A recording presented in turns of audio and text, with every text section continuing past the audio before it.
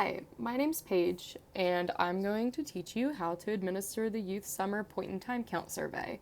If you're watching this, you're most likely volunteering, so thank you for your time. I'm going to show you how to work through this. So there are 16 pages to this survey, but it takes about 10 minutes. Before we do anything, we want to record your name and which community you're counting in. So for our purposes, I'm just going to say it's me, Paige, and I'm counting in Clarksburg. After this break is when we get into questions specifically for the people that are completing the survey. So if you're asking the questions, it's hello, my name is Paige. Today we're asking youth some questions to better understand their housing status. It's up to you whether or not you want to participate. Can I have about 10 minutes of your time? If the person you're interviewing consents to take the survey, you'll hit yes and hit next, and it'll take you to the next page. If they say no and you hit next, it'll automatically submit the form. After we hit next, it takes us to page 2, which is the client name and age section. So once we ask the client's name, and if they don't wish to give their name but are comfortable providing initials, a nickname, an alternate name, record that. And if they're not comfortable giving any name at all, either a description or just a little blank space here in order to validate the required question, is fine. So we'll say this is John Doe. And we'll say that John is 18 to 24 years old.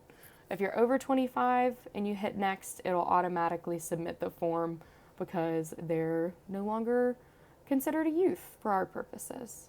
So we'll hit next here. Page 3 of the survey covers sleeping location. So for the point in time count specifically, we are trying to determine where people slept the night of July 26, 2023. So for this specific date, we'll say that John Doe slept in a park or another outdoor space. All the places he slept in the past week include a park and emergency shelter. We ask whether or not they feel safe or unsafe in the place that they're staying, and whether or not they're currently exchanging any services for a place to stay or shelter. After those are completed, we hit next.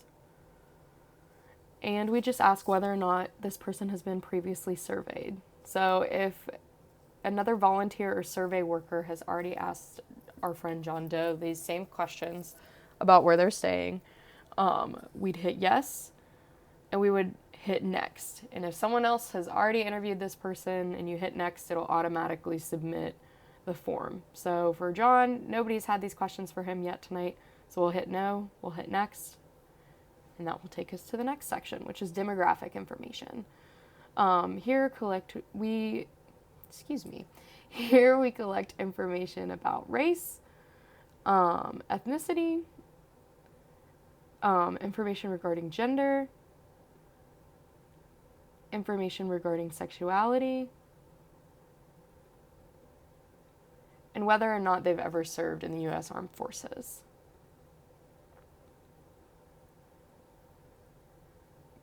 Once we hit next, we get to page 6, which covers our history of homelessness. So we're asking John Doe how long they've been homeless this time. So let's say he's only spent 1 week experiencing homelessness on this occasion. Is this the first time you've been living on the street in a shelter or transitional housing program? We'll say no.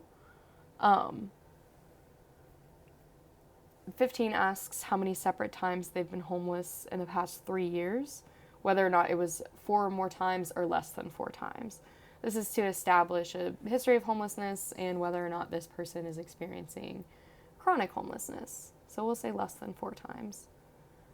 And if you add up all the times you've been homeless in the last 3 years, how long have you been homeless? Your best guess is fine. So again, a best guess of our John Doe's experience of homelessness in the past 3 years, we'll say 1 month.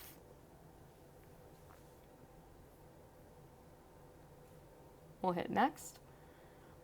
The next section asks about household information. Are you currently pregnant? And are you currently a parent?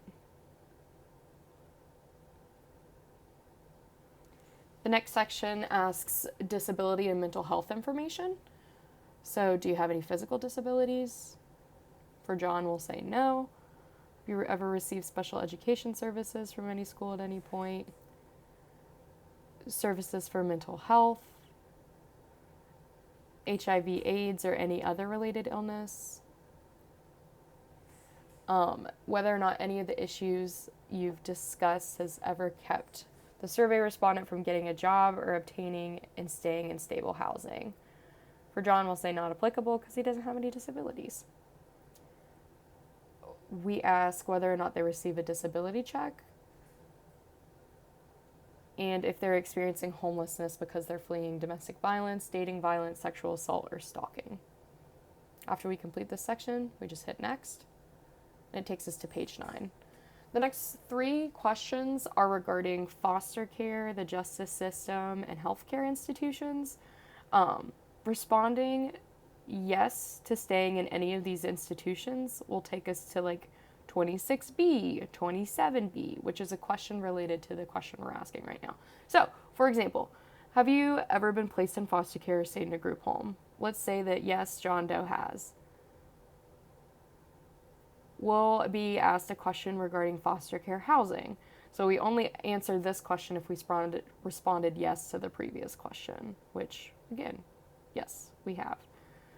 So let's say John was in the foster care and group home setting in the past 3 years, but no one helped him secure housing. We'll move on to the next question.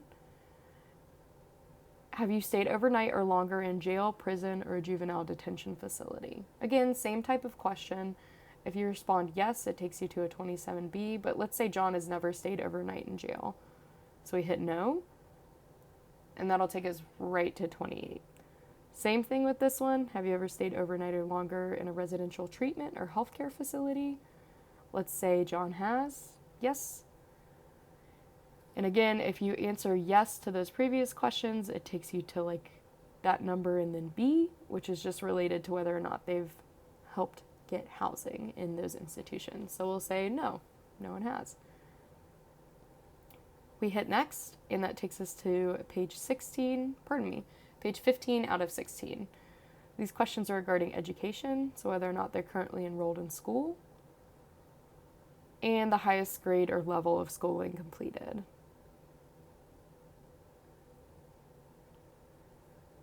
And 16 is our last page of questions. This is regarding supportive services. So in the past year, what services or supports, for example, from government programs or charities, have you accessed?